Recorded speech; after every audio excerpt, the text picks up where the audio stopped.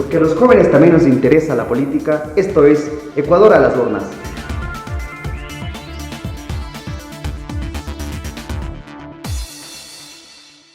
Después de haber hecho una campaña electoral con mítines, discursos, panfletos, carteles en las paredes, propaganda televisiva, debates, es decir, todo lo necesario para aclarar proyectos, después de habernos empleado a fondo para elegir un gobierno democrático, vemos que este puede acabar rehén de lo que decida el FMI, al cual no hemos votado, o la Organización Mundial del Comercio, que tampoco hemos votado.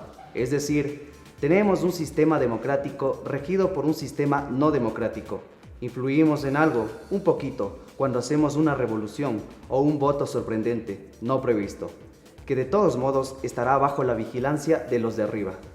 Lo dijo José Saramago en una conferencia sobre democracia y universidad dictada en la Universidad Complutense de Madrid en el 2005. Estamos a un mes de las elecciones generales del 2017 y como academia nos sentimos en la necesidad de ampliar las propuestas de los candidatos a asambleístas que legislarán y fiscalizarán el país durante los próximos 4 años. Esto es Ecuador a las urnas. Bienvenidos. Para dialogar sobre las próximas elecciones se encuentran a mi lado izquierdo Pavel Muñoz, candidato a la Asamblea Nacional por Alianza País, representando al Distrito Norte de Quito. Bienvenido. Gracias, Denis. Y también tenemos la presencia del general en servicio pasivo Juan Ruales, quien nos acompaña y es representante de Fuerza Ecuador y candidato a asambleísta nacional. Bienvenido también. Muchas gracias. ¿Todavía es práctica la democracia representativa? Comenzamos con usted, Pavel. No, primero, muchísimas gracias, Denis, a los chicos de la universidad, gracias también por el espacio, y me parece fundamental que promuevan el debate, porque el debate es justamente lo que nos permite discernir adecuadamente entre cómo vamos a votar el próximo 19 de febrero. Quiero felicitarte por la cita que escogieron de Saramago, porque me parece muy pertinente señalar cómo los regímenes democráticos muchas veces están influenciados o gobernados en algunos casos por los regímenes no democráticos, las imposiciones que tienes de algunos organismos como la Organización Mundial del Comercio o organismos crediticios como el Fondo Monetario Internacional. Ya sobre tu señalamiento respecto a qué tipo de democracia debemos hacer, yo creo que no estamos todavía en la época de sepultar a la democracia representativa, pero sí en una época de juntar a la democracia representativa una democracia más participativa. Eso es lo que se ha procurado hacer en estos 10 años. Me parece que el ímpetu de la democracia, que muchas veces se queda subsumida en la votación cada 4 años, es lo que ha gobernado, digamos, la forma en la que entendemos los ciudadanos la política. Pero creo que deberíamos hacer esfuerzos que no necesariamente están desde el lado del Estado, están más desde el lado de la sociedad para que promovamos más participación. Bueno, muchísimas gracias por la invitación y quiero felicitarles por esta iniciativa. Yo creo que ustedes son el futuro y el presente de este país y en la medida que ustedes como periodistas, como futuros periodistas, puedan alertar a su pueblo de las cosas buenas y malas que hacen los gobiernos. Yo creo que están incentivando a su pueblo para que conozcan qué es lo que está pasando y de esa manera el pueblo pueda responder adecuadamente. Respecto a la pregunta, yo creo en una democracia participativa. Creo en una democracia en la que se pueda legislar para un pueblo, no para una ideología política, porque a veces hemos confundido que todas las cosas que se administran en el Estado debe ir dirigida a una ideología política. En ese ámbito, una democracia participativa en donde los ciudadanos puedan tener una participación directa, por ejemplo, en las leyes que se construyen en favor de un pueblo. Porque hay ocasiones, como lo hemos visto en estos 10 últimos años, en las que se ha legislado más para concentrar en el poder del presidente de la República, de tal manera que el pueblo a veces no tiene opción. Simplemente están sujetos a lo que dice el gobernante, a lo que la legislatura ha realizado y simplemente el pueblo tiene que obedecer. Eso tiene que cambiar. Bueno, y para eso estamos aquí, para ver a quiénes vamos a votar. En este sentido también vemos que de todos los candidatos para asambleístas en las tiendas políticas, ciertamente se ha escogido a candidatos que generan populismo, que generan imagen, pero que no generan ideas, porque vemos que hay críticas a las tiendas políticas de que están teniendo gente que no está capacitada para legislar. Yo te diría que yo distinguiría al menos tres facetas, ¿no? El populismo, que a veces suele ser del cual se habla muchos sectores de oposición, muchas veces es una forma de criticar a una forma de política que está puesta al servicio del pueblo. Y ahí, dado que ustedes están queriendo hacer análisis, digamos, también teóricos, les recomendaría seguir el texto de Ernesto Laclau. Pero la otra es que para que un candidato tenga propuestas populistas no depende si es que es futbolista, si es que es modelo de televisión, si es que es presentador o si es que está bien formado y es banquero. El tema de hacer propuestas populistas tiene que ver con la capacidad de cumplir esas propuestas que se están planteando, ¿no? Te pongo un ejemplo. 1 millón de empleos. Esta puede ser una propuesta que a la gente le resulta seductora. Ventajosamente tenemos una sociedad cada vez más madura y más inteligente que no come cuento, digamos, para hablar en términos coloquiales. Pero cuando hablas de 1 millón de impuestos, 1 millón de empleos, perdón, la primera pregunta es, ¿lo puedes crear o no lo puedes crear? Ten en consideración un dato. Todo el ámbito de desempleo en este momento, que estamos en el 5.2%, llegan a ser más o menos 440,000 personas. Es decir, que necesitas tener más desempleados para poder ocupar ese 1 millón de plazas que se está ofreciendo. Entonces yo creo que deberíamos distinguir entre este populismo como ofertas fáciles, queriendo captar el voto popular, de aquella composición de listas que muchas veces, ¿no es cierto?, toma a personas de la farándula, a personas que pueden venir del deporte, para que puedan ser parte de un ente representativo. Y cierro con esto. Al ser representativo, es deseable que ojalá todos los candidatos tengamos un nivel de preparación adecuado, pero no es indispensable. Tú puedes tener, digamos, un dirigente gremial de un sindicato que puede ser muy buen representante de ese sector, como puedes tener, digamos, alguien que puede venir del mundo del deporte, que puede ser muy buen representante de un tipo de temáticas. Entonces yo creo que hay que saber elegir a los candidatos, no tanto sobre su procedencia, sino sobre la seriedad de sus propuestas. Estoy enteramente de acuerdo con lo que acaba de decir Pavel. Justamente la Constitución nos brinda la oportunidad de que podamos ser elegidos y poder elegir también, independientemente del grado de preparación que pueda tener una persona. Lo que ha manifestado es claro, una persona puede ser muy capaz en un ámbito y poder desarrollar, ejemplo, asamblea, poder desarrollar leyes con sus asesores, pero de tal manera que él pueda ser capaz de defender esa posición en favor de su pueblo, ¿sí? Independientemente de la preparación que tengan. Fuerza Ecuador, en este caso, se ha rodeado de gente capaz, de gente que sabe cómo hacer las cosas y que va a ir a la asamblea para legislar, como les manifiesto, en favor de un pueblo. Muchos han manifestado, por ejemplo, ¿qué puede hacer el general Ruales si fue un miembro de la institución policial y no sabe más que cuidar el orden y la seguridad de los ecuatorianos? Entonces, yo me he preparado para poder ir a la asamblea y poder legislar como corresponde y fiscalizar también, ¿no? No solamente en el ámbito de la seguridad, porque eso es una parte fundamental. Yo creo que los policías tienen la capacidad de ser un sociólogo para poder entender la problemática de los ecuatorianos y saber cómo resolver. Veamos en el pasado también que tener títulos no significa necesariamente legislar. Las peleas que había en las asambleas, y por ese lado la democracia representativa no es también excluir a otro sector, es como dejar a un lado a otras personas. Por eso creo que la combinación adecuada entre democracia representativa y participativa es lo que debería funcionar, como señalaban ustedes al inicio del programa. Yo creo que estos son dos elementos que te permiten ampliar el espectro. De todas maneras, cuando uno busca ser un representante de la gente, debería asimilar el mandato que le da la gente, ¿no es cierto? Y por lo tanto hacer eso en la legislatura, por ejemplo en la Asamblea Nacional. Eso no quita que tú tengas mecanismos de participación con los cuales nutras de esa forma de legislación.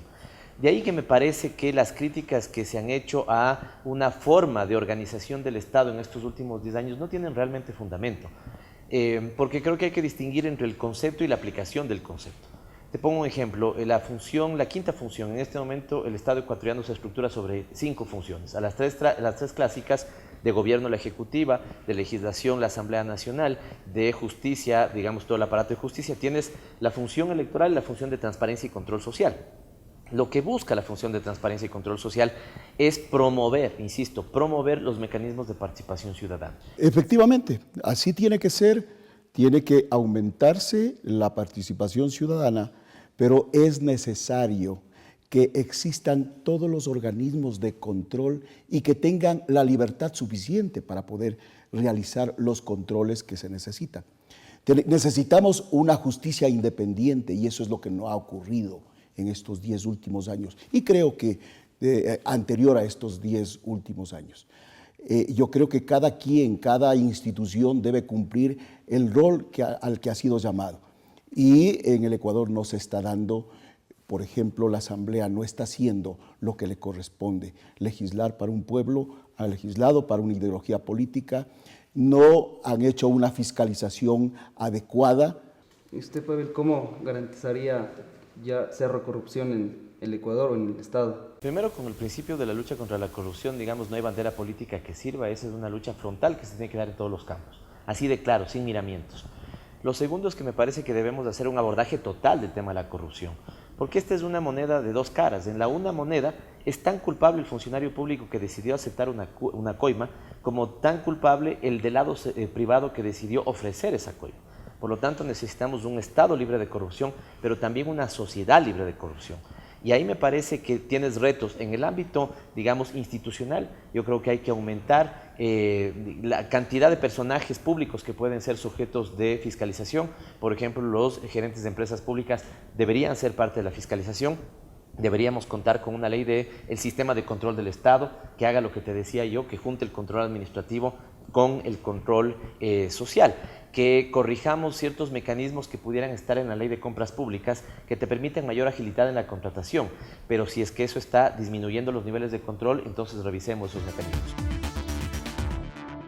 Y por ejemplo, usted proponía fortalecer la función del control del Estado. Dentro de esto está el Consejo de Participación Ciudadana, ¿verdad? Entonces, hay ciertas críticas de que dentro del Consejo de Participación Ciudadana están trabajadores y parte de Alianza País. Por ejemplo, podríamos nombrarle a Tania Pauker, que es esposa del asambleísta de Alianza País, Carlos Viteri. Por eso yo creo que entre el concepto y la aplicación del mismo es donde tienen que estar los correctivos. Si el concepto es bueno, entonces cambiemos la aplicación. Primero entendamos conceptualmente cómo opera un sistema de control. Ahí tú tienes, en esa función está la Contraloría, por ejemplo, están las superintendencias, está el Consejo de Participación Ciudadana. Cumplen distintos roles y lo importante es buscar que la armonía y la complementariedad de esos roles sean fundamentales.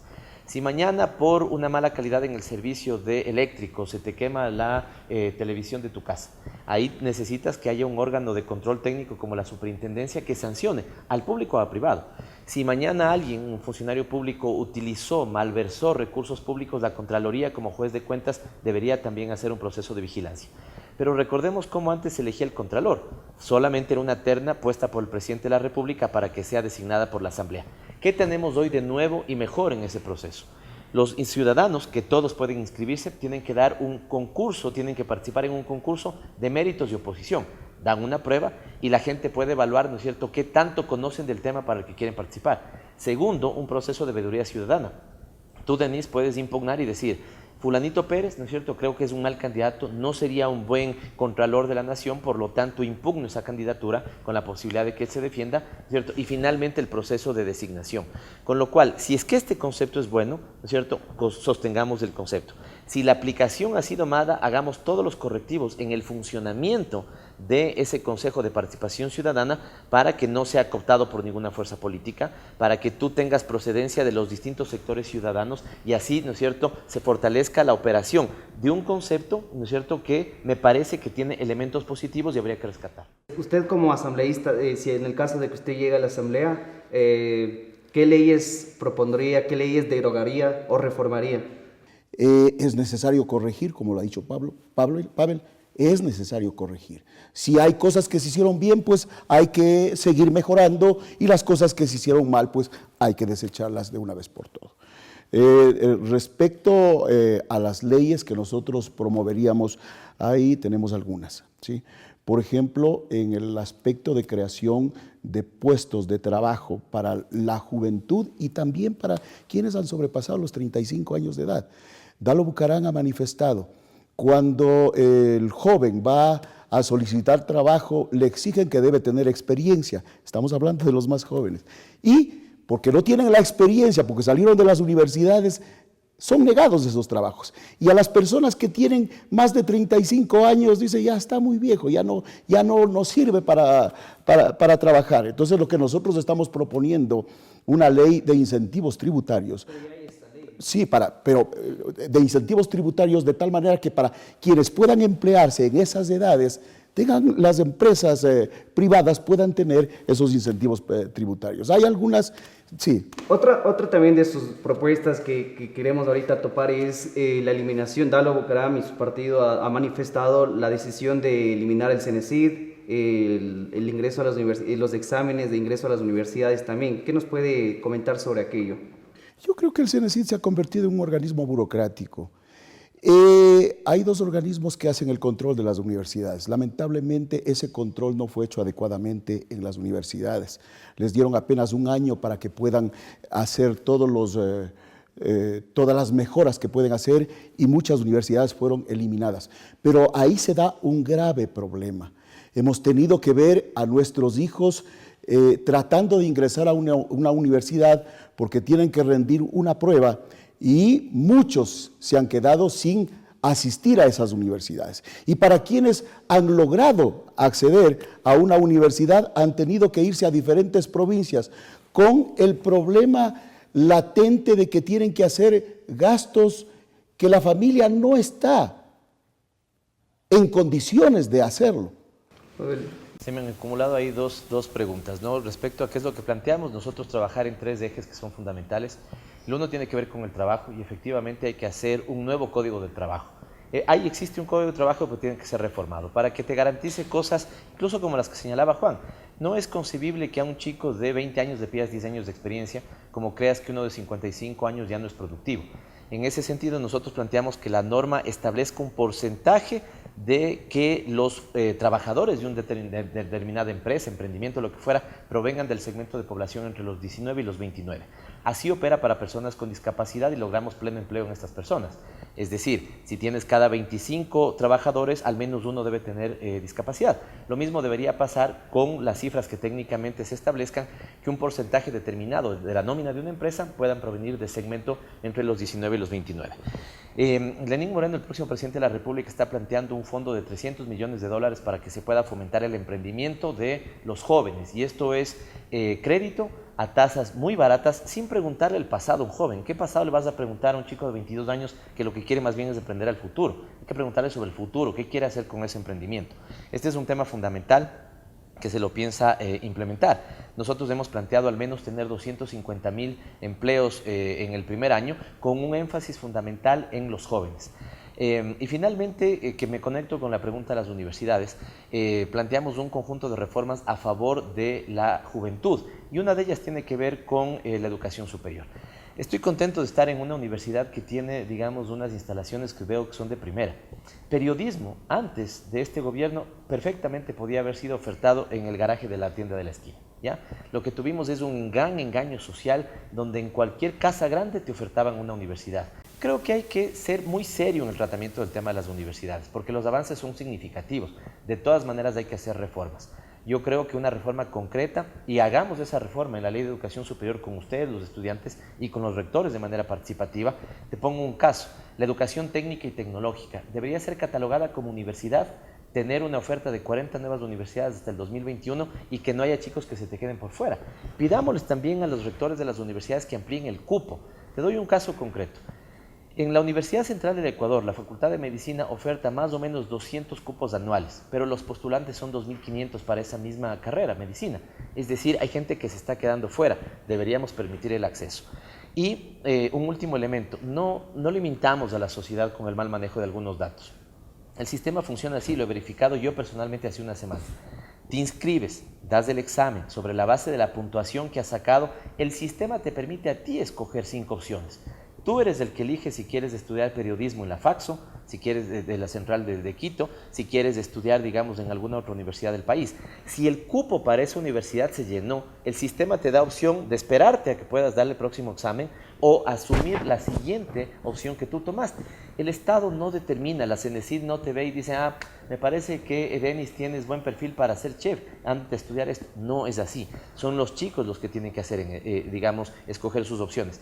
¿Podríamos mejorar el sistema? Hagámoslo, y hagámoslo de manera participativa, insisto, con las autoridades de las universidades, pero fundamentalmente con los estudiantes. Bueno, ahora pasemos a otro tema, la ley de comunicación. ¿Qué piensa usted sobre la ley de comunicación? ¿La van a derogar o la van a reformar? Yo creo que hay que reformarla. Hay que reformarla en la medida de que esta no signifique un obstáculo para que los periodistas, los medios de comunicación tengan una mordaza para expresar lo que el pueblo necesita saber, ¿sí?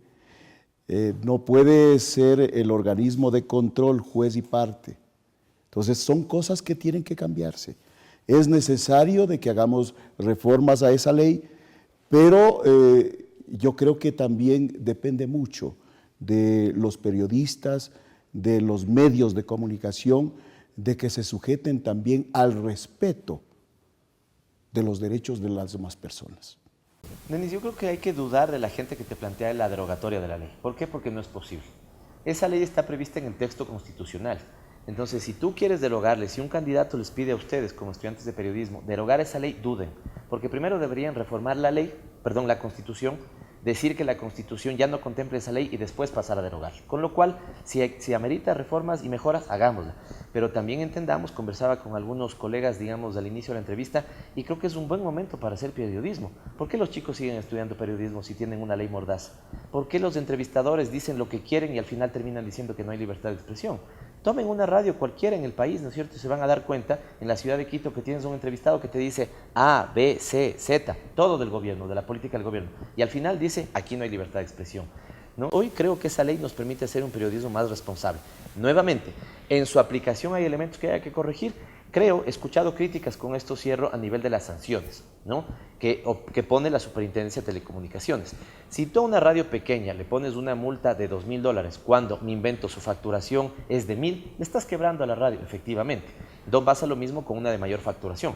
Por lo tanto, ahí eventualmente cambiemos la sanción para que la sanción esté determinada sobre el porcentaje de su facturación, con lo cual, si le penalizas con 20%, te pongo un ejemplo de la facturación, ¿no es cierto? La radio que factura 1.000 estará penalizada con 20%, la radio que factura 300.000 estará penalizada con el 20%. Nuevamente creo que mejoremos la aplicación, pero no botemos a la basura el concepto. Vamos a ver las propuestas que tiene el proyecto político de Alianza País, que está dividido en 2 niveles, uno nacional y otro que es provincial. Vamos a topar el nacional, que dice la continuidad de la matriz productiva y la inversión del sector privado. Entonces, ¿usted qué va a dar continuidad aún cómo va a fiscalizar desde la Asamblea? Porque evidentemente se ha habido sobreprecios en algunas construcciones de la matriz productiva. Primero creo que hay que rescatar nuevamente el tema del concepto. ¿Por qué tienes que trabajar en matriz productiva? Porque esta, como varias de las economías o casi todas las economías latinoamericanas, se han convertido en economías que venden materia prima pero no generan valor agregado a esa materia prima. Por lo tanto, que tú generes las condiciones estructurales para que tu economía ecuatoriana pueda tener mayor valor agregado, ¿no es cierto? Y por lo tanto ya no solamente exportar choclos, sino que ahora puedes exportar humitas, ¿no es cierto? Ya, o un ejemplo más elaborado, no solamente exportes cacao, sino que exportes chocolate de calidad, tienes que consolidar el aparato productivo. ¿Qué se ha hecho para esto? Carreteras que no solamente nos permiten transportarnos de algún lugar a otro, elevan la competitividad. Hemos hecho proyectos multipropósito que pueden regalar en este momento 400.000 nuevas hectáreas, eso aumenta la productividad en el campo, y has hecho 8 centrales hidroeléctricas y una central eólica a la vez. Eso te permite que tengas nuevas industrias para que tengas una economía más complementaria. ¿Qué va a pasar con la refinería del Pacífico en este sentido? La refinería del Pacífico debería terminar de hacerse por una cosa fundamental, Denis. Cuando tú consolidas eso, puedes dar el siguiente paso en el proceso de industrialización, que es una petroquímica, ¿no? La tapa de esta botella se importa. ¿Por qué? Porque tú no tienes el material para producir plástico, digamos, ¿no es cierto? Ya sí puedes armar el plástico, pero la propia producción del plástico no lo puedes hacer, ¿sí? Y así pinturas y así un montón de cosas. Por lo tanto, debemos ser cada vez un país que dependa menos de sus importaciones y que su aparato productivo, ¿no es cierto?, pueda generar mayor producción. Eso está conectado con mayor trabajo.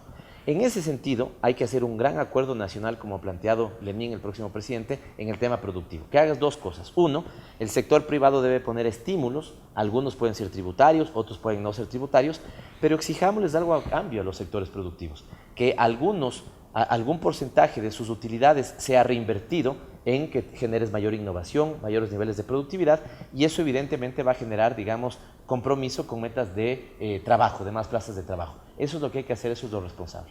En ese sentido, yo creo que nosotros tenemos que implementar y acogernos a la riqueza primaria que tiene el Ecuador. Y la riqueza primaria del Ecuador, sin lugar a dudas, es la tierra que tenemos, la cantidad de agua que tenemos. Tenemos que regresar nuestra mirada al campo, dejar de ser un país extractivista y regresar al campo, pero no regresar al campo para que se lo haga rudimentariamente esa producción, sino que sea el Estado quien invierta adecuadamente en la agricultura y podamos generar una cadena productiva desde la siembra, el control de la producción, la cosecha, la industrialización de toda esa cadena y la exportación también.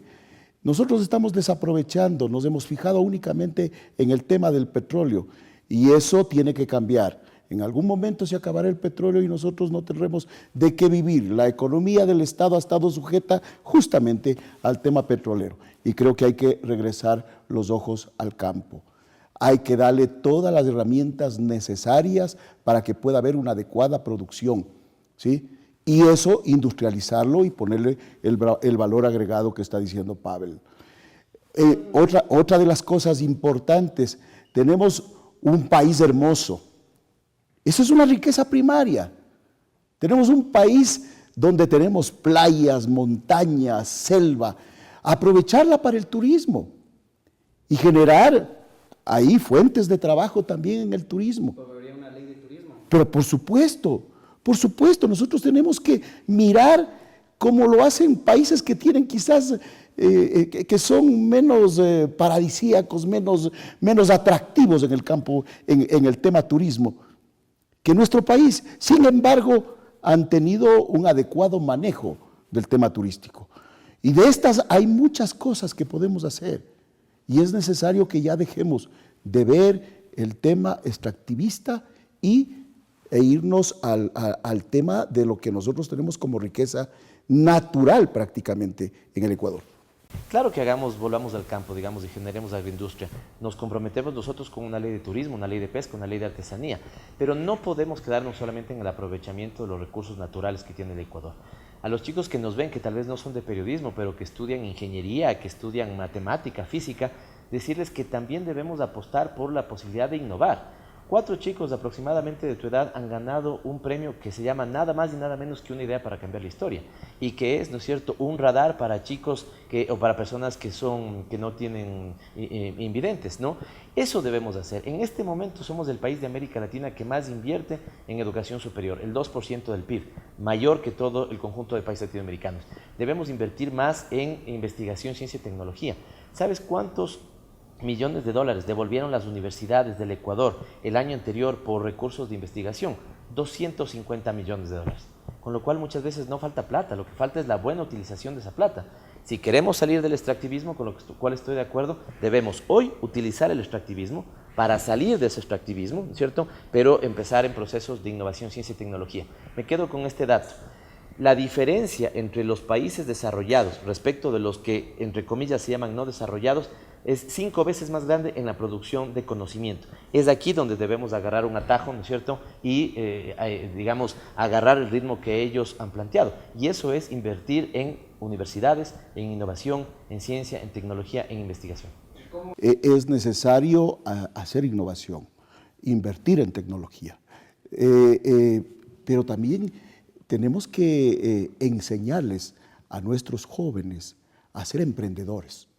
Y eso se lo puede hacer en las universidades, porque no todo puede ser que sea un título de abogado, un título de ingeniero, sino enseñarle a hacer negocios a nuestros jóvenes, de tal manera que podamos salir de este problema en el que nos encontramos económicamente. Pero vamos a hablar del empleo. Recién las últimas cifras dicen que el desempleo está en el 5.2%. Fue para diciembre de 2016. Lo que pasó en el caso ecuatoriano son tres cosas que se agravan. Una caída de los precios del petróleo y de los precios de todos los productos de exportación, una apreciación del dólar que para una economía dolarizada es complicada, y una guerra de devaluación en los países vecinos, Colombia, Perú, ¿no es cierto? Lo cual hace que nuestras exportaciones sean menos competitivas. En eso nos vimos afectados, evidentemente, y un punto se afectó el tema del desempleo. De todas maneras, la buena noticia es que hemos tenido el desempleo más bajo de América Latina, y la noticia mejor, que es la que realmente importa, es que estamos mejorando los indicadores económicos. ¿Qué está pasando? Te pongo un ejemplo que se conecta con el tema del empleo. La gente está depositando más plata en los bancos. Eso no es lo más importante. Lo más importante es que los bancos entonces presten para dinamizar el aparato productivo, porque eso es lo que va a permitir recuperar el empleo que se perdió. Más o menos cada punto de desempleo son 78,000 puestos de trabajo, ¿no? Por eso te digo, la masa global de personas sin empleo en este momento es de 400,000. Deberías juntar el tema de emprendimiento, para eso hay que dar crédito a los chicos para que puedan emprender. Hoy no sé si ustedes han revisado este estudio de los millennials.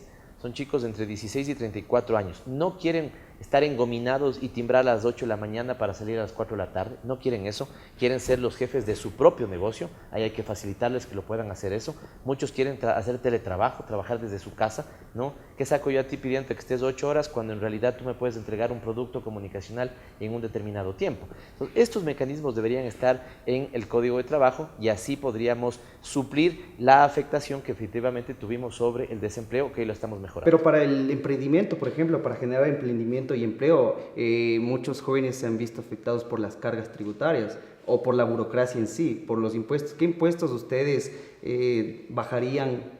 Yo he estado caminando calle y la gente te dice, a ver, tenemos muchos impuestos. Le preguntas cuáles y te dice la licencia única de funcionamiento, el permiso de por aquí, el permiso de por acá. Esos son municipales.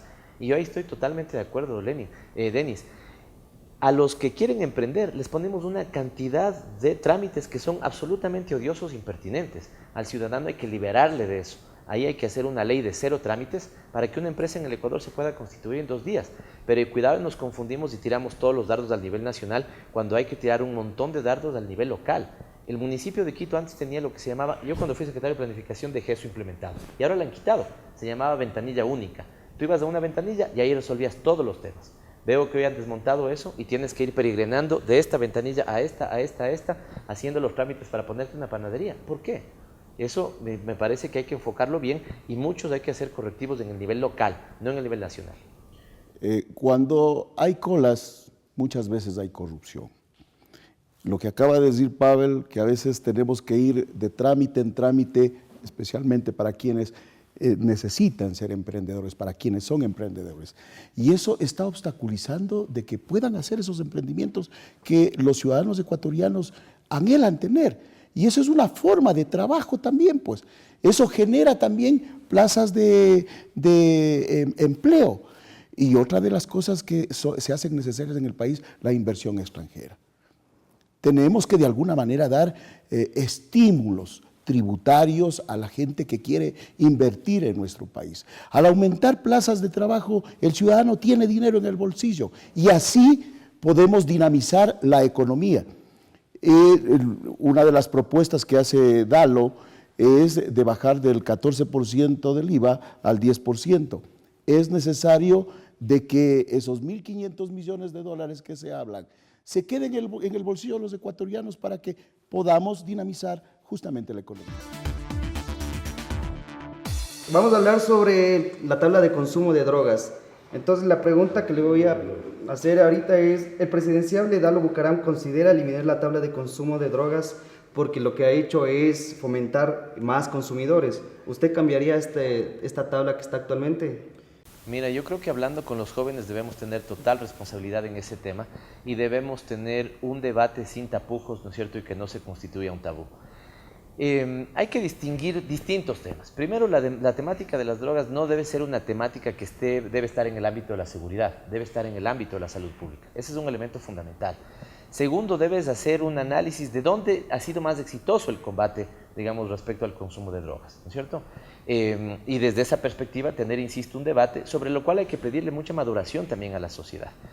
Desde esta perspectiva, yo creo que es sano que en el Ecuador en este momento se esté discutiendo una ley para uso medicinal, ojo, no recreativo, sino medicinal del cannabis, ¿no es cierto?, que es un avance en términos de salud pública. No te estoy hablando en términos de consumo, ¿no es cierto?, sino en términos de salud pública. Además, porque hay que tener cuidado. Cuando hablas del uso medicinal del cannabis, no estás hablando del uso de combustión, digamos, no estás haciendo del uso, digamos, que uno pudiera entender, sino de la posibilidad de que se utilice el cannabis para ciertos tratamientos médicos.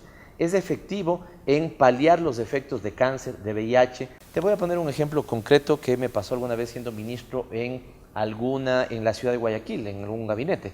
Una madre se quejaba respecto a la tabla, ¿no es cierto?, porque su hijo de 7 años había consumido H y había fallecido, ¿ya? No tenía nada que ver la tabla, porque ahí lo que tenías más bien es un problema de microtráfico, de venta en las escuelas. Entonces, si no distinguimos bien dónde están los puntos del debate, vamos a tomar malas decisiones. Evidentemente, yo con esa madre me quedé absolutamente golpeado y chocado. ¿Cómo puede ser que un niño de 7 años haya consumido H y por eso perdió la vida? Con eso hay que combatir frontalmente. Eso, digamos, no hay posibilidad digamos, de una discusión distinta. De ahí que nosotros hayamos hecho un combate respecto al tema de microtráfico absolutamente fuerte y absolutamente duro.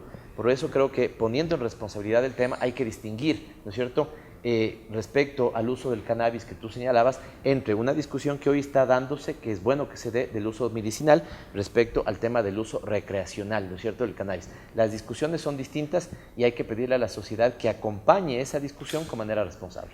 Cero tolerancia a las drogas. Definitivamente yo creo que el cannabis, la marihuana, afectan a la capacidad del individuo para pensar. El 8% de la capacidad intelectual de un individuo puede reducirse con el uso de la marihuana. Cuando nosotros decimos cero tolerancia a las drogas, es de que esta tabla hizo de que se fomentara el microtráfico. Cuando estuve como comandante en la ciudad de Guayaquil, yo fui un crítico absoluto de que en las escuelas se permitiera de que algunos estudiantes, por su liderazgo en mal, les estoy hablando, podrían hacer lo que les viene en gana en las escuelas y en los colegios, a tal punto que empezaron a expender drogas en la ciudad de Guayaquil, en los colegios. Les estoy hablando desde hace 7 años atrás, cuando yo fui comandante en el Guayas. Y le pedí a la directora de Educación de que se hiciera un control por parte de los inspectores de los colegios para que se revisen las mochilas. Me dijeron que estaban atentando con los derechos de los jóvenes. Sí, pero estábamos fomentando un mal mayor, pues, el consumo de las drogas. Muchos estudiantes llevaban armas en sus mochilas. Cuando decimos cero tolerancia a la droga, es porque eso está dañando el organismo de nuestros jóvenes. Daña el organismo. Jóvenes, quienes me están escuchando en estos momentos, muchos dirán que es inofensivo para la salud. Sí es ofensivo para la salud el uso de la marihuana. Por lo tanto, no debemos consumirla. Por eso nosotros decimos cero tolerancia. Hay que eliminar esa tabla, porque eso ha fomentado el microtráfico. Anteriormente teníamos carteles de narcotraficantes, ¿no? La droga se iba a otros países en grandes cantidades, por toneladas, ¿sí? Ahora lo que han hecho es, en vez de tener un cartel de 5 o 10 personas, ahora tenemos 100 personas dedicadas al microtráfico con la misma cantidad de droga que a veces se exportaba al exterior. Entonces, eliminando la tabla del consumo de drogas, también surge otro problema, que es criminalización al consumidor. ¿Cree usted que el consumidor debería estar parte en las cárceles? O él ya tiene un problema de adicción y esto ya es... El problema de adicción ya es una enfermedad, es un tema de salud pública. Para eso nosotros tenemos que fomentar centros de recuperación para aquellas personas que han ingresado en esa adicción de las drogas. Pero en el Ecuador ustedes han visto que no existen centros de terapia, se haga una realidad, y para eso vamos a ir a la Asamblea para luchar de que esa necesidad que tienen hoy nuestros jóvenes que han caído en el uso de las drogas puedan ser desintoxicados y puedan ser incorporados nuevamente a su diario vivir. Es necesario, nosotros como Fuerza Ecuador, hemos dicho que la base fundamental de una sociedad es la familia, ¿sí? Y allá tenemos que trabajar. Porque cuando existe violencia, que yo le he escuchado al presidente de la República decir de que, por ejemplo, el tema de los crímenes violentos en el Ecuador, el 46% ha podido ser controlada por parte de las entidades encargadas del control del crimen organizado, y que hay un 54% que no ha logrado controlar, porque eso es en el ámbito de la familia. Allí es donde tenemos que trabajar nosotros.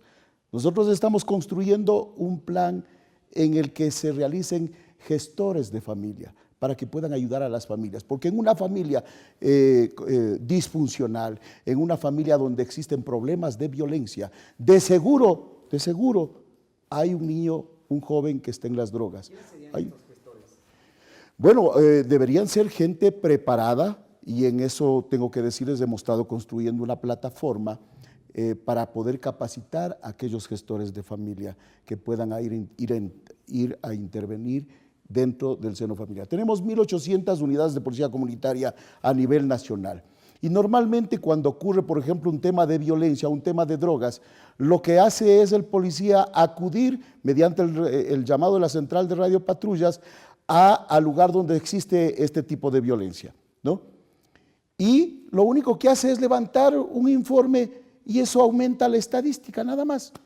Pero no les hemos estado dando un tratamiento adecuado, una ayuda que tiene que venir por parte del Estado. Y para eso creemos que es necesario preparar a nuestra gente en el tema de gestores de familia para que vayan a ayudar. Así como tenemos algunos organismos en el Estado. Ella tiene formación de derechos humanos. Pero por supuesto. Y aparte de eso quisiera implementar otra formación. Pero no debería corresponder a la policía esa gestión, ese gestor de familia. Simplemente él va a acudir en auxilio del momento que se está suscitando el incidente. Pero hay una persona que tiene que ayudar en ese tratamiento de la familia. No creo que estemos discutiendo sobre la necesidad de combatir y prevenir el consumo de drogas. Ahí no está el punto, me parece, ¿no? Creo que sí debemos salir de la idea de que prohibiendo el consumo inmediatamente lo vas a solucionar. Si fuera así, el presidente firmaría en este momento un decreto para que eso suceda, pero no es así. Por eso creo que hay que distinguir entre los elementos vinculados con la seguridad, como el tema del microtráfico, respecto a los elementos que son de salud pública que tienen otro tratamiento, y hacer un debate para ver dónde está el combate más efectivo. Te pongo un ejemplo concreto. Todos estamos en contra de que nos roben el retrovisor del carro, de que nos roben el radio del carro, los famosos accesoristas, sí. ¿Qué necesitamos? ¿Policía en cada esquina? ¿O necesitamos eventualmente combatir las cachinerías porque ahí se está vendiendo, ¿no es cierto? Y hacer algo de cultura ciudadana para que la gente no compre objetos robados. ¿Dónde está, digamos, el mecanismo más efectivo? Es eso lo que creo que hay que discutir. Respecto a la prevención del consumo de drogas, lastimosamente creo que no teníamos la institucionalidad adecuada, teníamos un concepto, ¿no es cierto?, que funcionaba casi sin referencia a dónde estaba el tema de la política pública. Yo creo que este tema, el tema de prevención y control del consumo de drogas, tiene que estar vinculado con la salud pública y hacer los mecanismos que desde este ámbito, ¿no es cierto?, permitan mejor efectividad. Estudiemos qué está pasando ahora con el caso de Uruguay.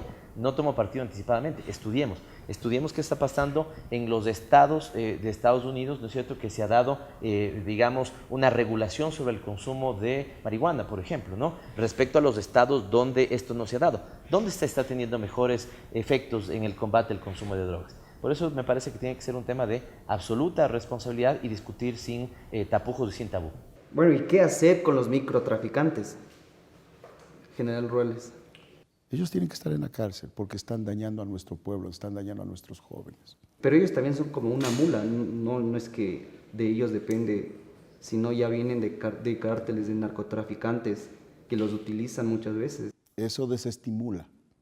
Cuando una persona es metida a la cárcel por estar traficando con drogas, desestimula de alguna manera, ¿sí?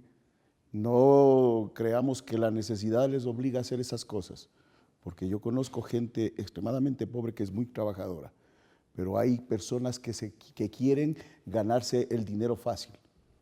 A ellas hay que ponerles el peso de la ley sobre ellos. Pablo. No, yo insisto ahí que estoy en la línea de Juan, digamos, respecto al tema del microtráfico. Te insisto, este ejemplo de esta madre de familia en la ciudad de Guayaquil, que el chico haya llegado, un chico de 7 años haya llegado a tener H para consumir, en algún lado eso hay que cortar de raíz con todo el peso de la ley, ¿no es cierto?, y ser duros y enfáticos con eso. ¿Qué piensa acerca de Lenín Moreno como candidato a la presidencia? Yo creo que es un continuismo de lo que hemos vivido 10 años. El Ecuador entero sabrá discernir qué es lo que ha pasado en estos 10 años, cuáles han sido los beneficios que hemos tenido como ecuatorianos, si se ha legislado para un pueblo o para una ideología política. Y bueno, el 19 de febrero sabrá responder el pueblo de acuerdo al criterio que tiene de tal o cual gobernante. ¿Su opinión sobre Dalo Bucaram? Fíjate que Dalo me parece que un político de los jóvenes que de alguna u otra manera podría tener una mejor vida política. Creo que está equivocado en sus posiciones políticas y seguramente en su partido. Me parece de todas maneras que es un tipo interesante desde los jóvenes para poder conversar, pero claramente no creo que esté preparado para ser presidente de la República. Esta pregunta va para los dos. ¿Permitirían el regreso de Abdalá Bucaram? Digamos, yo no creo que una persona tenga que manifestarse sobre eso. Yo creo que la justicia y su sistema debe determinar quién puede estar en el país como quién no puede estar en el país. Sobre su candidato, Dalo Bucaram, ¿por qué la gente debería votar por él? Primero porque es el candidato más joven con más experiencia que tiene el país, ¿sí? Porque muchos candidatos quisieran tener la experiencia que él tiene desde la cuna hasta los actuales momentos en la política. A pesar de ser un joven de 34 años, sin embargo, tiene un conocimiento de las necesidades de su pueblo y cómo solucionar esas necesidades del pueblo. Decía que representaba Lenín Moreno el continuismo, pero Dalo Bucaram tiene a Fuerza de Ecuador, que era Partido Roldosista Ecuatoriano. ¿No también es un continuismo ahí también? Si se fija en quiénes son los candidatos a la asamblea, se va a dar cuenta que no son... Pero las propuestas. No, las propuestas no. Las propuestas la ha hecho el candidato con sus asambleístas, viendo cuál es la necesidad del pueblo para poder solucionarlas. No es que viene del Partido Roldosista, viene de Fuerza Ecuador, por quienes los ecuatorianos habrán de votar el 19 de febrero. ¿Por qué deberían votar por Lenín Moreno? Voy a dar una respuesta rápida y una un poco más elaborada. La rápida es porque es el mejor candidato, porque es un candidato que no le miente a la gente, porque tiene la responsabilidad de decirle lo que quiere hacer y cómo lo va a hacer y lo va a cumplir, ya lo ha demostrado. Y la respuesta un poco más compleja es porque el país necesita futuro, el país no necesita el pasado. Nosotros y ustedes fundamentalmente que son jóvenes necesitan proyectarse al futuro. Necesitamos no hacer la política del nada vale, de nada sirve, de la política arrasada. Hoy tenemos carreteras, pongámosle al servicio de la producción. Hoy tenemos hidroeléctricas, pongamos nuevas industrias. Hoy tenemos nuevas universidades, generemos, digamos, la nueva generación de estudiantes. Salgamos a comernos del mundo. Tenemos más de 15.000 estudiantes en las mejores universidades del mundo. ¿Sabes cuántas becas teníamos antes? No llegamos ni a 250. Hoy están 15.000 chicos estudiando y quieren terminar para rendir fruto a su país. Pero el 1% no tiene empleo. Sí, pero el otro se supone que entonces está empleado. Digamos, no te quiero decir, ojo, que no tengamos problemas y que haya que enfrentarlos. Por eso el tema del empleo joven me parece que es fundamental. Por eso el tema de seguir trabajando en una sociedad justa y equitativa. No sé si ustedes revisaron los datos de ayer que saca Oxfam. 8 personas tienen la riqueza, toda la riqueza, como 3.200 personas en el mundo. Debemos seguir trabajando en una sociedad justa, equitativa, solidaria. Eso es bueno para todos, para ti y para mí. Por eso, más allá del nombre, me parece que está lo que representa. En mi caso, por ejemplo, yo creo que tu futuro es mi propuesta. Y en ese sentido debemos trabajar para el futuro y no para el pasado. Bien, para finalizar esto, quisiéramos que cada uno de los candidatos dé un mensaje a la ciudadanía. Empecemos por usted, general Ruales. Bueno, Juan Ruales es un hombre que le sirvió al pueblo durante 37 años como policía. Y eso le da el aval para conocer las necesidades de su pueblo y cómo resolverlas. Es necesario que conozca el pueblo que la sociedad se fundamenta en la justicia, la seguridad y la familia. Vamos a ir a la asamblea para que eso sea una realidad, para legislar en favor de la justicia, en favor de la familia y en favor de la seguridad de todos los ecuatorianos. Tengo el firme convencimiento de que este 19 de febrero el Ecuador entero votará por Fuerza Ecuador, por el Partido Fe, por la 10, quienes han acogido todo el sentir de su pueblo y van a trabajar para resolver esos problemas que tiene nuestro pueblo. Yo les quiero plantear que juntos elevemos el nivel de la política, que juntos no nos dejamos convencer por tanta amargura que hay en este momento en el ambiente político. Les digo que juntos trabajemos nuevamente por hacer un mejor país. Les planteo que nada de lo que hagamos por ustedes lo hagamos sin ustedes. Y les digo con toda la firme convicción que planteo, es cierto, que tu futuro sea mi propuesta y en ese sentido que podamos dialogar, que hagamos de esta candidatura la hagamos, ¿no es cierto?, de manera de conjunto. Si yo voy a representar, tengo que representar el mandato que me den mis votantes y en ese sentido, ¿no es cierto?, hagamos juntos un mejor país. La universidad es el último tramo formativo en el que el estudiante se puede convertir con plena conciencia en ciudadano. Es el lugar de debate donde, por definición, el espíritu crítico tiene que florecer. Un lugar de confrontación, no una isla donde el alumno desembarca para salir con un diploma. Por eso creamos un programa para el diálogo y la reflexión, porque, como dice un viejo adagio, hablando la gente se entiende. Esto fue Ecuador a las urnas. Yo soy Denis Valle y nos vemos en el próximo encuentro.